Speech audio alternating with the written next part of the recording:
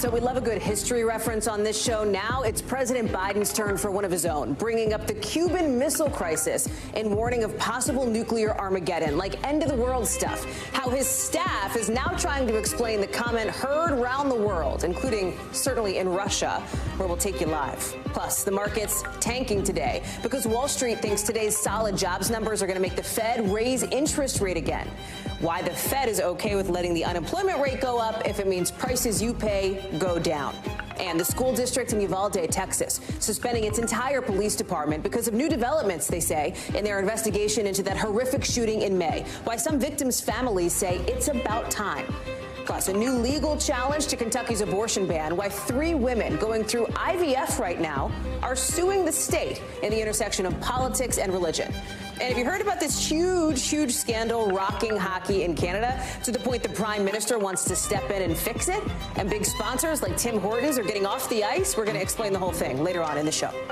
Hey, I'm Hallie, and tonight we start with the Biden administration trying to minimize the freak out over a, frankly, scary new warning from the president, where he went all the way to Armageddon mode to describe the risk of a Russian nuclear attack. You've got the State Department confirming today there is no imminent nuclear threat from Russia, and the press secretary saying, hey, this isn't any different than what the president has been saying all along, that this was just him reinforcing what they've already been saying, which is how seriously they take Russia's threats.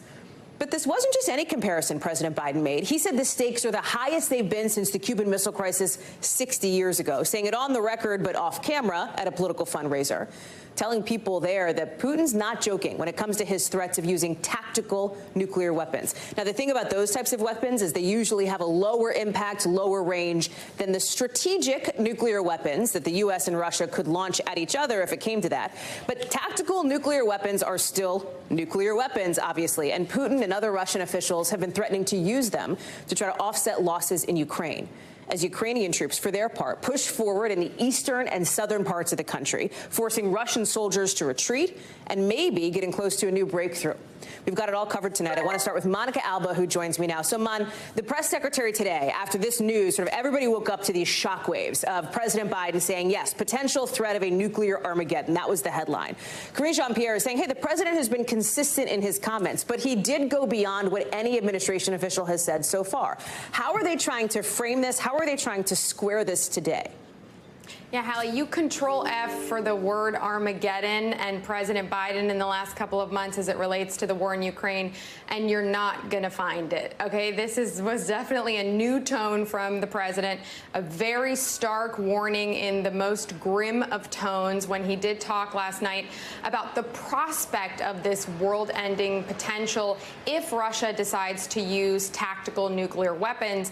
But what was really intense about this is the fact that the president said he really doesn't think President Putin is joking when he talks about these. So the White House now has tried to tone it down a little bit and say that the president and the administration for months have warned about the possibility and the fact that when Russia does this saber rattling, it's not something that should be ignored. They consistently talk about it as irresponsible rhetoric. So they are arguing that the president was trying to call this out in front of that group of donors, but it's not something that we saw him talk about publicly today. So if he is so concerned about this maybe being at the top of his list of foreign policy challenges, it's something I think that the White House is trying to put a little bit more in context with what others have said in the last couple of months. But so help us understand, like, what is the level of concern that people should have? Because you're right. I mean, and you say this, that U.S. intel assessments haven't shown like an imminent danger. So what should the takeaway be for like people who are streaming this, watching at home, wherever, thinking like, how freaked out should I be?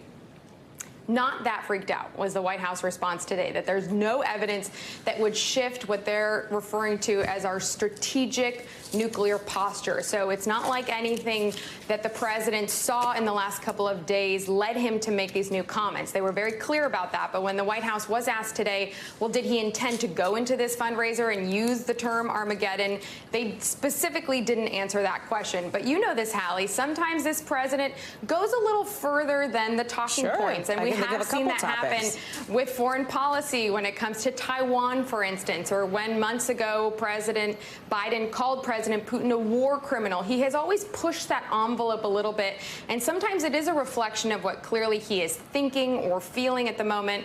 But from a very practical matter, the White House and all of the different administration heads and agencies today said there's no panic or reason for concern beyond the already concern we're in. So it's like, be a little bit nervous, but you were already a little bit nervous, so don't go beyond more of that nervousness. Right. So given the nervousness level we are now, right, like what are the White House options there? Because part of what the president talked about was like how tough it is for Putin to have an off-ramp here, right? Putin has waged this war in Ukraine. He's escalated this war.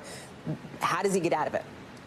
Exactly. And this is something where the White House and the president has said, if President Putin was to use these kinds of weapons, there would be consequential reaction from the United States, but they have not said what that would be. They obviously don't want to telegraph specifically what that would be, and they haven't been able to say it apart from they would love for Russia to leave from Ukraine, but obviously that is not what President Putin is pointing to, and that is where the tension continues, Hallie.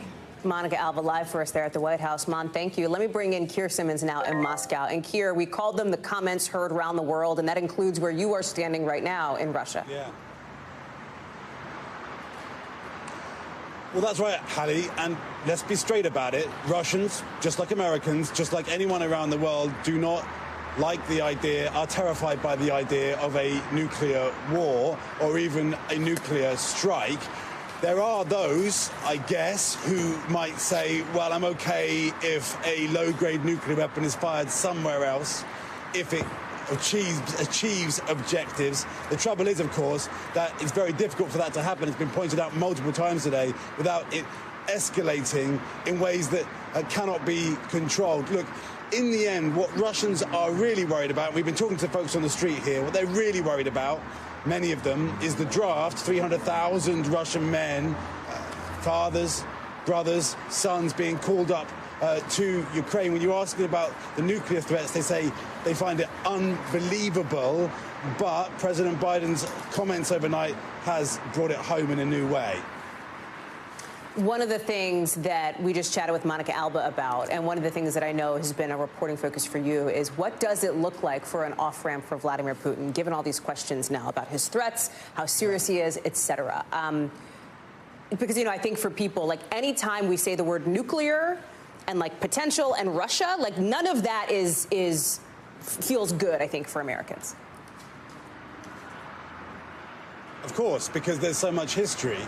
Look, I mean, at the end of the day, the Russian nuclear doctrine, Hallie, is that they would not use a nuclear weapon unless Russia faced an existential threat. I thought that President Biden's comments about the off-ramp were really notable, because I think it is a real question about what President Putin will do, how he can, if you like, extract himself from the position he now finds himself in relation to Ukraine. And that is the real worry. The history with President Putin is that when he's in a corner, he does escalate. But remember this, as another important point, partners of Russia, like China, like India, would not want to see a nuclear escalation. Right. President Putin is in a very, very difficult place here in Moscow tonight. There's some new reporting from our team at NBC News saying that it seems like to be a search for a scapegoat inside Vladimir Putin's inner circle because of these military failures in the situation of what's happening in Ukraine here. And it feels like some of the targeting is landing on the defense minister, who's close with Putin. Obviously, you know, people in Putin's inner circle are not going to point the finger at the president of Russia himself, but there does seem to be some tension here. Tell us more about it. Yeah. Well, that's exactly right. The questioning is being directed at the defense minister and people around President Putin rather than at President Putin himself. There's a reason why it was always called Kremlinology, isn't there? Because there's always been this kind of mysterious behind the walls of the Kremlin factional fighting, and there still is. President Putin's inner circle has been divided for years. There are many who think that President Putin himself likes it that way. Here's the issue with Defense Minister Shoigu, who is being openly criticized on Russian television and by by others in President Putin's circle who have had rivalries with him for many, many years. The issue is Shoigu is also an ally of President Putin, so can he just walk away from him? Can he just fire him, as some are calling for on Russian television? And then, of course, if he does, if you like, get rid of his defense minister, then what does he do? Because it doesn't solve the problems that he has in Ukraine. Back to the same fundamental point. President Putin is in a very difficult position tonight. Keir Simmons live for us there in Moscow. Keir, I'm glad you're on the ground. I'm glad you're bringing us this live report. I really appreciate you being there. Thanks. To a bummer of a Friday on Wall Street, right? Look at all the numbers here. Everything's red. The Dow is down. The S&P is down. The NASDAQ is down, cratering. Why? The news today that interest rates could keep going up because of new jobs numbers that came out. That's not to say the jobs numbers are bad. Look at this. They're really not. 263,000 is pretty much in line with what we thought we'd see. A job market that is slowing down, but not one that is tanking. Unemployment rate's also super low. Look at that, 3.5%. You know the last time it was this low? Before man walked on the moon, May 1969. President Biden doesn't seem too worried about it. He was at a Volvo plant in Maryland. He was praising this recovery after the pandemic. He says the economy now, the thing they got to do now is transition. We have to move from historically strong economic recovery to a more steady, stable recovery. We need to bring inflation down without giving up all the historic economic progress that working class and middle class people have made. And that's exactly what we're seeing. Our Tom Costello is here to talk us through this. So, Tom, we said it, right? The job numbers are not bad. So why is Wall Street freaking out? I'm going to give you a tease. This is what my first two sentences are. Real newsman here. Two sentences are on NBC Nightly News. This is what I'm going to say tonight. The good news, the unemployment rate dropped to 3.5%. The bad news, the unemployment rate dropped to 3.5%. Okay, Riddle Master. And you're thinking, explain that to us. Okay, so you're thinking, well, why? What the heck? How could that be bad news? Yeah, we have essentially full employment, right? But we've been hoping that the Fed would have some success in bringing down inflation. They've got one tool to do it. It's a sledgehammer. Right. They raise interest rates. By doing so, they hope that that will cause people to stop buying and companies will slow down on hiring. That nobody wants to see people lose their jobs. But when you've got full employment and everybody's spending and everybody getting a raise, inflation keeps ticking up. So ideally, the Fed would like to see unemployment go up. And that's the challenge. Because the rate was so good today, there's no chance that the Fed is going to stop raising rates. They're going to keep hiking them as we speak, probably at the next meeting on November 2nd, probably another 1 to 1.5%, another 1.5% by the end of the year. This inflation report is coming out next week, the new one. Do we think it's going to change the game in any way meaningfully? No, especially not after today's numbers. I think we're going to probably see a report that suggests that it's still hot inflation. Maybe it came down slightly. Who knows?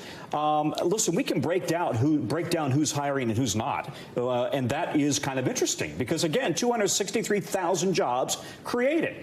We had 500,000 jobs created in July, so the rate of hiring has slowed. It's still strong, though. Look at this, 83,000 jobs in leisure and hospitality, 60,000 in healthcare. That's pretty strong. Professional business, 46,000. Who's not hiring, losing jobs? Financial, transportation, and education.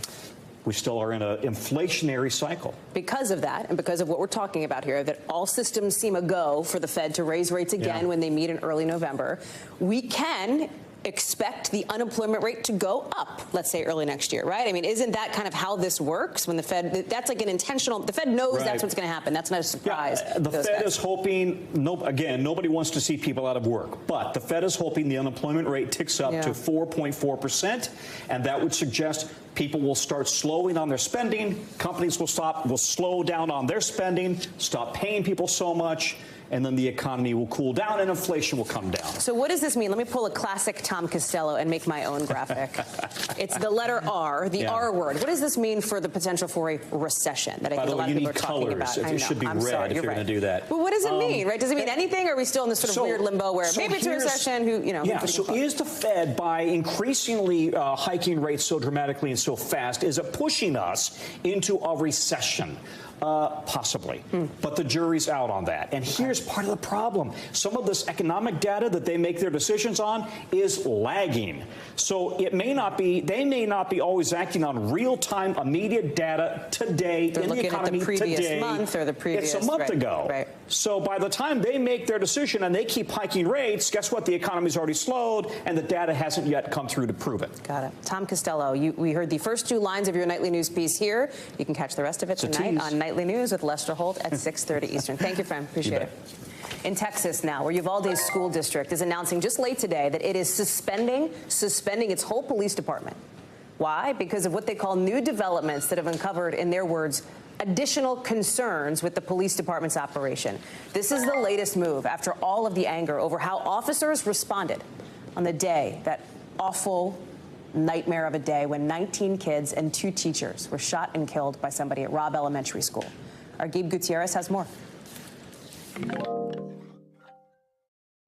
The school district police force is just a handful of officers, 5 of them, plus a security guard. And this is something that family members of the children killed in that massacre had been calling for. Still, it's unclear exactly why now, but just within the last few days, there had been another controversy brewing in Uvalde when a DPS trooper, that's a Department of Public Safety trooper who had been under investigation for her actions during the massacre, had just been hired by the school district's police department. And just yesterday, on Thursday, she was fired after her hiring came to light. Now, the school district is releasing a statement saying that it's requested the Texas Department of Public Safety to provide additional troopers for campus and extracurricular activities. We are confident that staff and student safety will not be compromised during the transition. The school district also saying that Lieutenant Miguel Hernandez and another district employee, Ken Muller, are on administrative leave. Muller, the director of student services, has now decided to retire, according to the school district. This comes after months of intense scrutiny into the law enforcement response to the massacre, where nearly 400 officers waited for more than an hour to confront the gunman at Robb Elementary. As for reaction from some of the family members of the victims, one of them, who had been protesting outside the school district headquarters, said on Friday that we did it. And others consider this a small victory, again, months after the massacre. Gabe Gutierrez, NBC News. People familiar with what's happening inside the Justice Department as it relates to the investigations in former President Trump are telling NBC News that the DOJ thinks they don't have all the documents that Mr. Trump took from the White House, that maybe there are more out there. The department's top counterintelligence official communicating that, we understand, to the former president's attorneys. So they know what the DOJ suspects. Why does the DOJ suspect that there's more at Mar-a-Lago or somewhere else? Because of envelopes similar to what you're looking at here that had classified markings but were empty during the search in August at the former president's Florida home. And the DOJ is not formally commenting, but we are hearing from a spokesperson for the former president, who again is calling this whole investigation a witch hunt. Ken Delanian is all over this one for us. So this is an interesting piece of information, but it's one of those breadcrumbs that leaves like 50 more breadcrumbs in its wake, because there's a whole lot more questions here. It sounds like the DOJ suspects there are more documents. They don't know that for sure. Well, full disclosure, Hallie, we don't know what they know, right? They may well have hard evidence. They may have a witness. They may have wiretaps. I mean, it's a secret investigation, right? So we don't know. But I think the fact that they communicated this to the Trump team suggests that they've stepped it up. Yeah, essentially, because they've been hinting and signaling in court filings for weeks that they were concerned that they don't have all the documents. As you mentioned, there were the 48 envelopes that were empty, that were marked classified, that they seized at Mar-a-Lago. They also suggested that the special master's review was holding up their ability to track down what they call documents that may be missing. And the National Archives has been saying to Congress that they're not convinced that the Trump administration has turned over all the presidential records. So you put all that together, and then I'm getting signals from my sources inside DOJ and FBI that they are concerned that there are more classified documents out there. And now the question becomes, what do they do about that? Help us answer that question. What would they do? What is next here? Well, so we know already what they have done and what they could do again, which is get a search warrant if they think there are documents, say, at Bedminster, another one of Trump's facilities. But that requires very specific information, probable cause to believe a crime, evidence of a crime is at that place. So there are other ways that they could, lawyers think that they could try to use the legal system to try to compel the Trump team to come up with these documents without going through a search warrant, or at least try to get Donald Trump to certify, to swear under oath that he doesn't have any more classified documents, sort of a put up or shut up moment there. But we'll have to wait and see. It's a very complicated and tricky thing, and the stakes are really high, Hallie. Ken Delaney with that significant piece of new information. Ken, thank you so much. Appreciate it. You bet.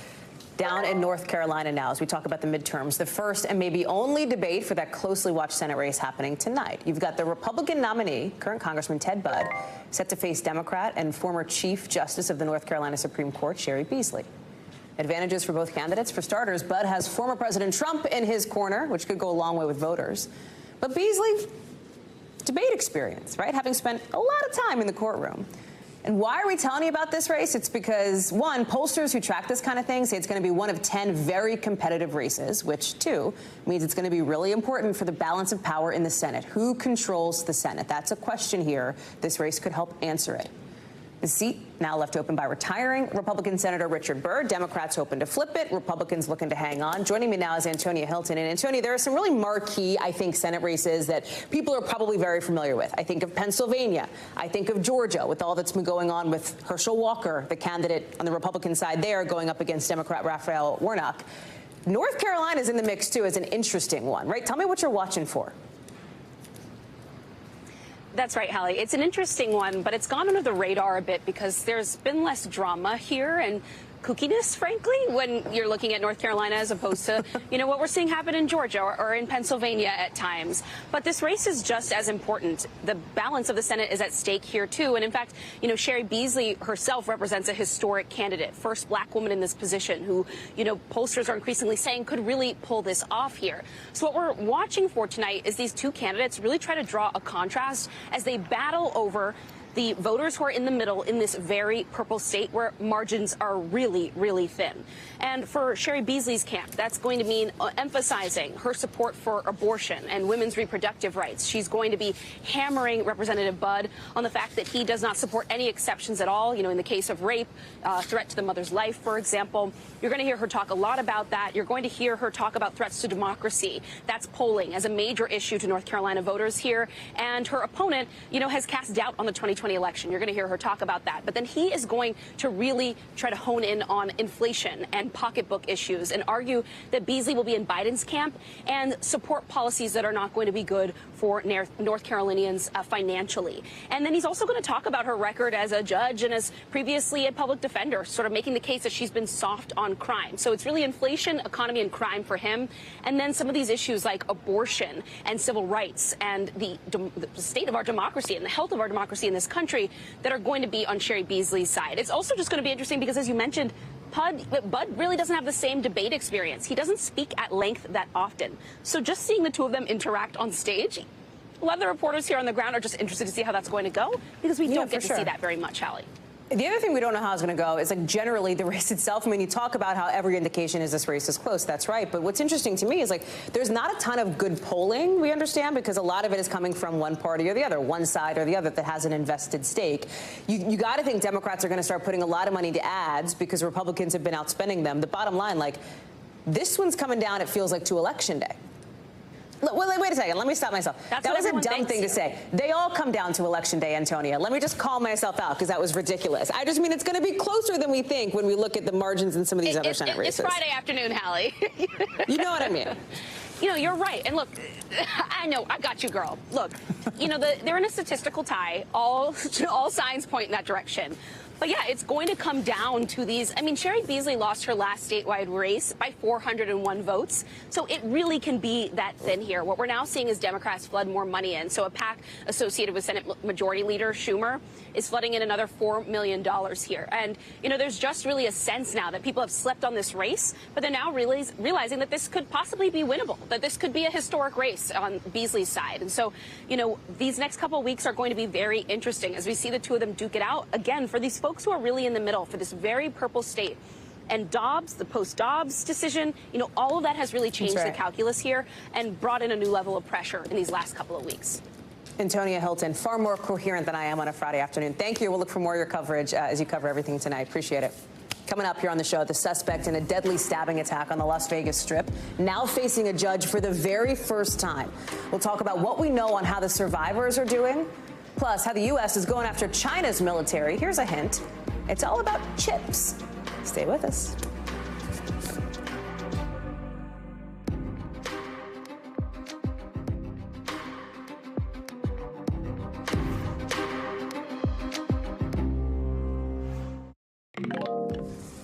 Two people seeking asylum this week at a border we don't usually talk about, Alaska. Why it's got some folks there sounding the alarm in our 5 things. But first, just into us tonight in the last couple of minutes, a district attorney in Las Vegas says he plans on bringing murder charges against the suspect in that deadliest stabbing attack on the Las Vegas Strip. In court, just within the last few minutes, you see this from our affiliate who's actually in there. The suspect was facing a judge for the first time tonight after what is being called this unprovoked stabbing rampage, right in broad daylight in front of one of the main casinos, the Wynn Casino that's right there on the Vegas Strip, one of the most popular tourist spots in the country. 47-year-old Brent Hallie and 30-year-old Maris DiGiovanni were killed. 6 more people were hurt. Somebody else is still in critical condition. You can see first responders here trying to help the victims. The city has decided to ramp up security, of course, around where this happened. I want to bring in now Maura Barrett. Maura, tell us more about what we're hearing in court developments there. Well, Hallie, 32-year-old suspect Yoni Barrios was in court just a few minutes ago after being arrested yesterday after going on what you said was this stabbing rampage down the strip of Las Vegas in broad daylight to what police said seemed to be unprovoked. They said there was no previous altercations. The DA saying that they intend to bring charges, 2 counts of open murder with a deadly weapon and 6 counts of attempted murder, and their arraignment will be next Tuesday on October 11th. Now, I also do have new details. Our affiliate just sent along the arrest report that the police released just in the last couple of minutes. So excuse me for reading directly from, but basically what police had said was an unprovoked attack. The suspect, Barrios, detailed that he thought people were making fun of him. He saw people on the strip on a bus. He said he felt that he wasn't being treated like a human. Again, these are details coming from an interview with police at Metro headquarters. There was an interaction with a security guard where the suspect said that he was trying to sell knives so he could go back home to California, or excuse me, to Guatemala. He had been staying in California, apparently, with a friend. And then he ran down the strip and saw that women were laughing and making fun of him. He said he became upset and began stabbing the women as they ran away. He said he was running and looking for people, groups of people, so he could, quote, let his anger out. And so obviously a lot of details still coming to light as all of this is developing. But again, the DA intending to bring those 2 counts of murder and 6 counts of attempted murder, Hallie. Can you tell us anything else we know about the victims here, Maura? Well, and that's the most unfortunate part, because obviously, and the suspect saying in his own words that these were not targeted attacks. These were people that were out on the strip during the day. The 2 victims that unfortunately passed away that you noted earlier were Las Vegas locals. The other surviving victims, a mix of both locals and tourists. We do know that 1 remains in critical condition. Before it had been 3, so that's at least a little bit of good news that 2 of the surviving victims have been upgraded to good and fair condition, and we do know another one has been discharged from the hospital, so hopefully recovering well. We are out to the hospital to get any more updates on those, but obviously just a very scary, sensitive attack that obviously is leaving people on the Las Vegas Strip, people who work there and are hoping to visit there, all very shaken today as law enforcement has increased their presence there out of an abundance of caution, Hallie. Maura Barrett, thank you. Starting tomorrow, the Army Corps of Engineers will be installing those blue tarps on roofs in the Fort Myers area. And check it out, some new pictures from our crew on the ground there in Fort Myers. Piles of furniture, like piles of people's appliances, clothes, all of it ruined by Hurricane Ian. Look at this. I mean, that's what it looks like, right? You drive up and down the street and it's just like piles of stuff that is not trash, shouldn't be trash, but is trash now. A lot of people's homes are gone. Some of them carried away by floodwaters. Others seem to have disappeared at all. If their homes did survive the storm, if the structures are still standing, they're probably not safe. Toxic mold, right, for one thing. How about that very specific, awful smell that any hurricane survivor knows all too well? Guad Venegas is joining us now from Fort Myers. Guad, you look at some of these pictures and it's like, okay, the storm went through. The rescue and recovery operations are mostly done right now. Now it's like throw your belongings in a trash pile on the street and that's your life. What are people telling you? How are they coping? Hallie, we've been seeing this for days. Essentially, any neighborhood that is still standing that looks good to the, you walk up and you say, oh, these houses were fine. If they had some of the storm surge come in with any water, most of the stuff inside was ruined. We just saw images of Bob's home. He's right next door to where we are at now. They already started tearing out some of that drywall and showed us how fast the mold was growing. And this is what's going to be found in a lot of these homes, as you mentioned, that now have these piles of trash outside. Here's part of the conversation we had with Bob this morning. This is a war zone, but this is the true American spirit. We're picking up the pieces. We're going to go on. Nothing's going to stop us. So we've been talking to Bob all day. He's one of the fortunate ones that has help. So he's got some relatives, younger relatives who are tearing out the drywall. But just like him, a lot of people in this neighborhood, there's a lot of people that bought these houses after they retired from other parts of the country. So they're waiting for someone to come in and begin cleaning these houses. And you mentioned what it's like inside. I stepped into some of these homes. Anyone with carpet, essentially that carpet soaked up all of that salt water and you can't even breathe inside. This is the type of destruction that we're finding inside of the homes that withstood the storm and visually look okay, but again, have a ton of damage, something we've seen in communities all across Southwest Florida. Hallie. Guad Venegas, thank you so much.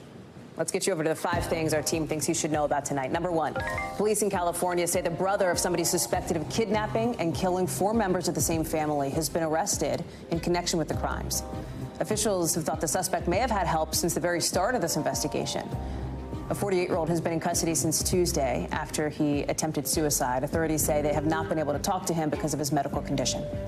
Number 2, the Biden administration is out with new rules to try and clamp down on China's access to semiconductor chip technology. They want to make it harder for China to get chips. That's like the bottom line, right? They're trying to slow down Beijing's military advances, tech advances. It's the biggest shift in U.S. policy towards shipping technology to China with these new export restrictions since the 1990s.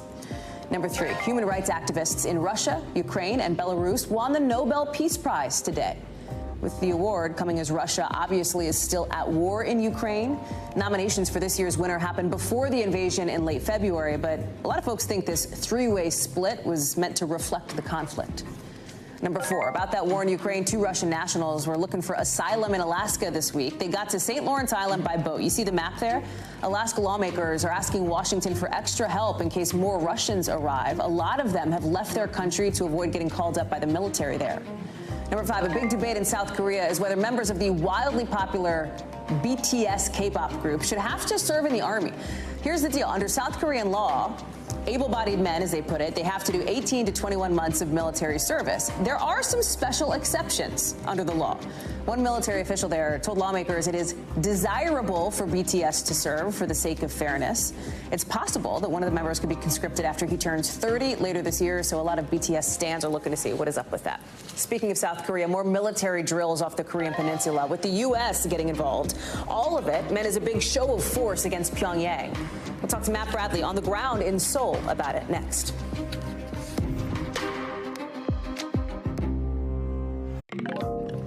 The family of the murder victim at the center of the Serial podcast wants to see the evidence that let Adnan Syed get out of prison. We're going to have more on that coming up in the local. But first, you've got the U.S. and South Korea sending a message to North Korea today that we will be ready by conducting joint military exercises off the east coast of the Korean peninsula using a nuclear-powered aircraft carrier.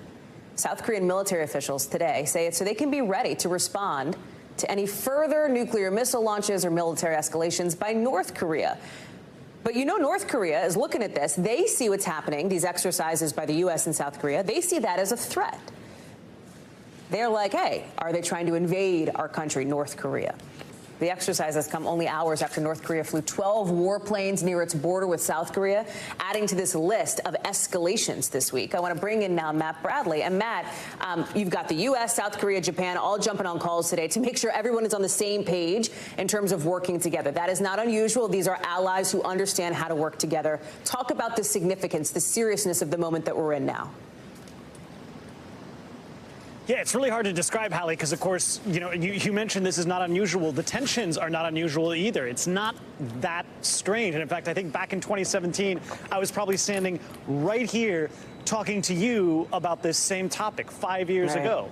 So what's new now? Well, I mean, we're hearing more and more missile tests by North Korea, some 40 just this year alone. And that tit for tat thing you're talking about, the missile tests by the North Koreans and then those military drills by the Americans and the South Koreans, the tempo of that is super fast right now. And that's why it's so worrying, because back in 2017, when the North Koreans were also launching all these test rockets, we started to see at the end, amidst all of that, an actual nuclear test. So that's what people are worried. They're worried, people who are watching Northeast Asia, they're worried that this could be the lead up to yet another nuclear test. And that is a real concern here. It's so interesting, Matt, because you took the words right out of my mouth, right? This idea that, like, yes, dude, 5 years ago, we actually were talking about the same thing under a different president, obviously. There were different issues going on, but it was the same kind of concept. So I wonder, as you're on the ground there live, first and Seoul, as you're talking with people in South Korea, et cetera, is it like a very laissez-faire attitude? Like, is everyone kind of like, well, we've been here before, we'll see how it goes? Yeah, absolutely, Hallie. And I mean, we got here in the middle of the night, and as you can see, dawn is just breaking here. So we haven't really had the chance to talk to people, but I know what they're going to say, because I've been here before under similar circumstances. And the fact is, people here have grown up under these tensions. It's happened many, many times before. As I mentioned, 5 years ago, back in 2017, the tensions were even higher, and there were nuclear tests. And people weren't concerned because they've just been living under this threat their entire lives. And in fact, their parents lived and their grandparents lived under an actual state of horrible war between North and South. So for many people here, this doesn't even seem that bad. But the fact of the matter is, it's a really good question, Hallie. And I always get this no matter where I am in the world. Aren't people running around with their hair on fire, that things are about to go terribly, terribly wrong, like in the lead up to Ukraine? I was there for a month before the actual fighting started in Ukraine, and folks there were not that concerned. They weren't fleeing until the actual fighting started. It's just people live their lives. People aren't panicked. That's how it goes. Matt Bradley, live for us there in Seoul. Thank you. Coming up, women going through IVF, in vitro fertilization in Kentucky. They are suing the state. Why? Over its abortion ban.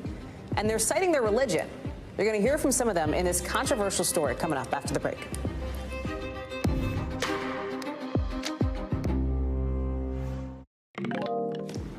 NBC News covers hundreds of stories every day, and because you couldn't possibly read or watch or listen to them all, our bureau teams have done it for you. This is what they tell us is going down in their regions in a segment we call The Local.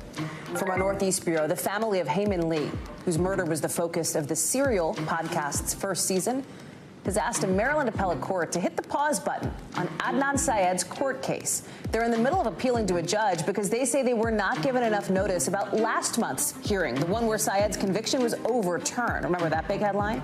The family's lawyer says they want to see what new evidence led to that decision. Syed denies killing Lee. Prosecutors only have until October 18th to decide whether to give him a new trial or dismiss charges against him. From our Southeast Bureau, it turns out people in Jackson, Mississippi will get their trash picked up come Monday. City leaders there have been scrambling to get to a deal to keep up garbage collection after one of the big companies in charge of it said it would just stop services. The city council has agreed to pay up millions of dollars that it owed the company. That was the heart of the dispute. From our West Coast Bureau, relief is coming from some Californians. The state's tax refund for the middle class started hitting people's bank accounts today. So if you live in California, and depending on your income, your little checking account could be beefed up, $200, maybe $1,000 if you filed a state return in 2020.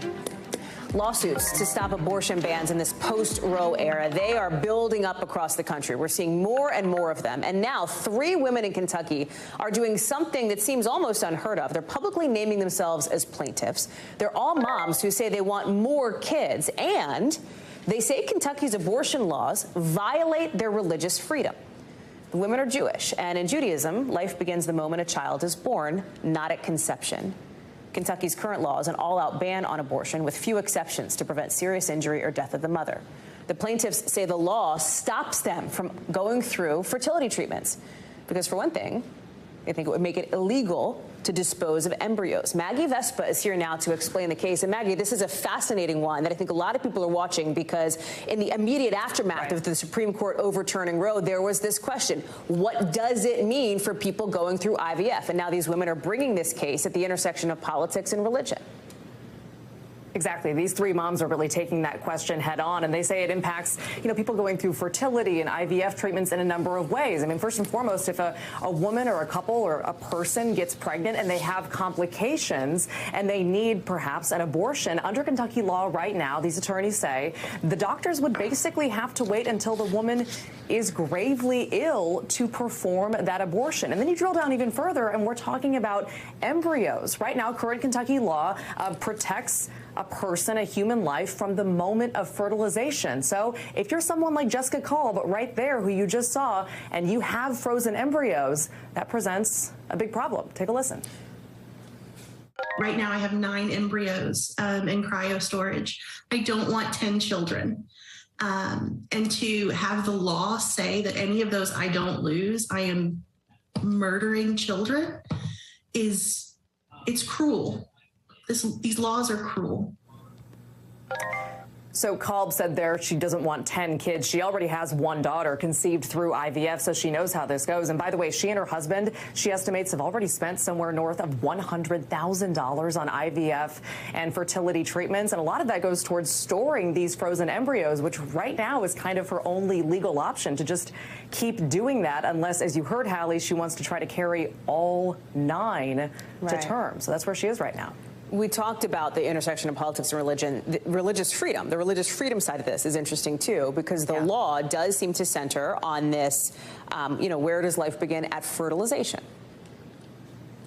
Right, which, as we know, is a Christian belief, but not all religions believe that. And you hit on this at the top. In particular, Judaism defines the beginning of human life as birth. And so that's one key teaching that they say is being infringed upon by these laws that are largely based on Christianity. And then also, when it comes to abortion, Judaism also favors the health and safety of the mother. So take a listen to lead plaintiff in this case, Lisa Sobel.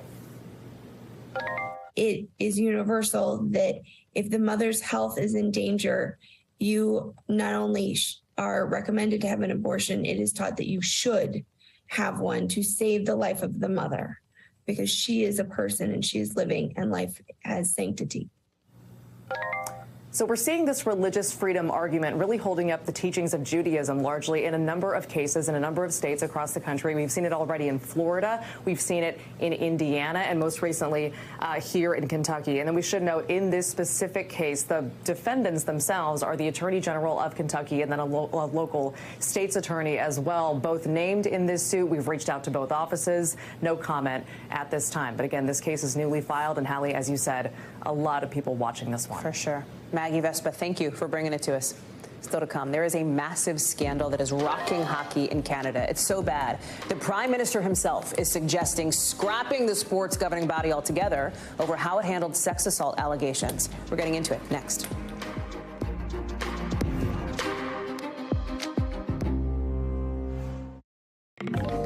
Folks in the market for a house right now may be forgiven for feel like their heads are spinning, right? Because this historic rise in home prices during the pandemic, coupled with this year's spike in mortgage rates, has buyers and sellers in a bind. Emily Aketa has more.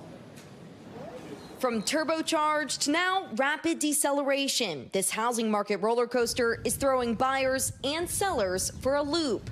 After ballooning to 6.7% in September, mortgage rates finally ticked down last week, but just barely, still much more expensive from a year ago.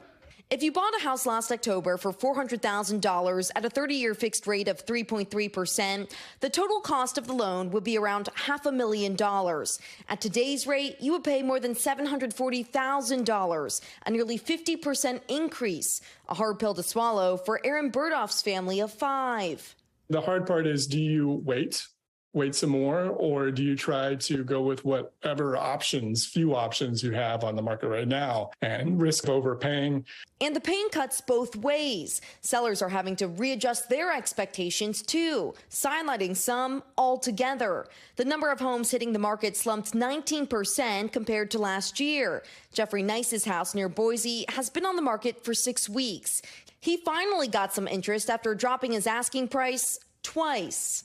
There was a period of time when listings were going pending in 1 or 2 days at significantly higher offers than the listing price. But that's all changed completely. Experts say they don't see the volatility changing anytime soon, with the Fed signaling even more interest rate hikes ahead, which in turn influence mortgage rates and pump the brakes on home sales. We're transitioning. This is a correction to get to hopefully steady and stable housing markets towards the end of 2023. In the meantime, there are some strategies to get the most out of the process. For sellers, establish your priorities. Is it selling quickly in order to move on and, execute their own purchase? Or is it really important that they get as much home equity out of this sale as possible? For buyers undeterred by rising mortgage rates, experts say first, set a budget and factor in the ongoing cost of home maintenance. Shop around for competitive rates before you lock one in, and lean on local experts to understand when you can negotiate. Because new listings are pulling back, that means some neighborhoods keep their heat. They stay competitive, whereas other neighborhoods, our homes are spending much, much longer on the market and price cuts are common. That was Emily Aketa reporting for us.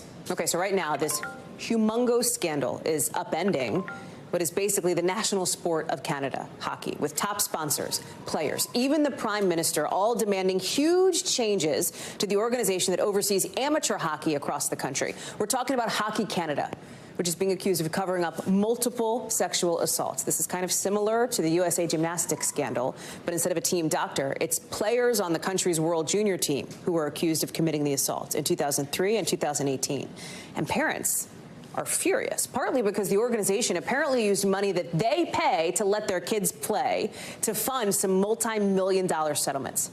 And to be clear, youth and junior hockey is a huge deal in Canada. It's kind of like how college sports are here. Games with teenagers, games with semi-pros can sell out stadiums that are bigger than the pro stadiums in the U.S. So now the organization has an action plan to fix these issues. But just this week, senior leadership of Hockey Canada refused calls to step down, saying somebody's got to keep the lights on. That has not gone over well. The NHL commissioner, Gary Bettman, choosing his words carefully, but saying he doesn't fully understand why they're responding the way they are. And dozens of corporate sponsors are dropping out. Some of the big ones you see here: Nike, Canadian Tire, Scotiabank, Esso, Tim Hortons, like a hallmark of Canada. Hockey legends, they're furious too, like Hockey Hall of Famer Dr. Hallie Wickenheiser. I spent, 23 years of my life around Hockey Canada. It's been beyond disappointing and I would say disgraceful. Rick Westhead is a senior correspondent at the Sports Network in Canada. And Rick, I'm glad you're with us tonight. Thank you. For an audience here in the U.S. who may not be as familiar with the story, explain why it is that right now we are seeing what feels like a big push, kind of a tipping point when it comes to this scandal. Well, I got to tell you, just off the top, that was maybe the best assessment, putting things into context for a U.S. audience about hockey's place in our culture that I've seen in a long time. So good job. There's 3 seasons in hockey. There's hockey season, there's playoff hockey season, and there's getting ready for hockey season. And this scandal has really sort of magnified in recent weeks with the news that not only was there one fund, like you pointed out in your intro, that was built using fees from parents across Canada to pay off sexual assault allegations, but there was also a second. And the second fund was actually never drawn down on, but nevertheless, it was still there. The big issue here is one of transparency, that these funds were created and they were never disclosed properly in a clear fashion to the hundreds of thousands of Canadian families that are putting their kids into hockey and paying for that every year. And this whole thing has really made people mad in Canada. There's this poll from the Globe and Mail from a couple months ago showing 70% of Canadians are not happy with the way that the organization has handled this. You've seen Parliament hearings. You've heard from the Prime Minister about this. Justin Trudeau said just this week he's baffled. He's talking about dissolving Hockey Canada. What can the government do here? Like if the organization's own leadership won't sort of shut down on its own or have its leader resign, what can Trudeau, what can these lawmakers do? I'm not sure that they can do anything. The government has already frozen its funding to Hockey Canada, as the organization is also losing sponsor dollars. And I think people are really vexed and trying to understand why Hockey Canada leaders, for the good of the sport, for the good of the organization, haven't moved out so that there can be a fresh start. There was testimony earlier this week by the interim, chair of the board of Hockey Canada, and it didn't go well. Andrea Skinner, who's been in that position for not very long, has been on the board for a few years. During testimony, she said that she was asked how she would grade the performance of the embattled CEO, Scott Smith, and she said, I'm a really hard marker, but I have to give him an A. But the comment that really got people from coast to coast to coast in Canada, real worked up was one where she talked about why it should not happen, where the board and the senior leadership of Hockey Canada is removed. She said that, this would be negative for boys and girls across Canada, would have bad consequences. And she couldn't be sure that the lights would stay on in hockey rinks. And the way that was kind of blew up on social media here with people saying, how arrogant, who do you think you are? It's not Hockey Canada's board that keeps this sport going. It's the volunteer parents across our country, in the same way that, U.S. families that, support hockey and have kids in the sport baseball or basketball. This is a sport that's built on volunteerism. And I don't think there's anything different between the U.S. and Canada that way. Rick Westhead, it's a huge story. We are so glad to have an expert like you, somebody who knows it so well, on with us. Thank you, and our thanks to producer Michael Sullivan as well for that one. Appreciate it. That's a wrap for this hour. We're going to have more for you here Monday, same time, same place. See you then. Coverage picks up right now.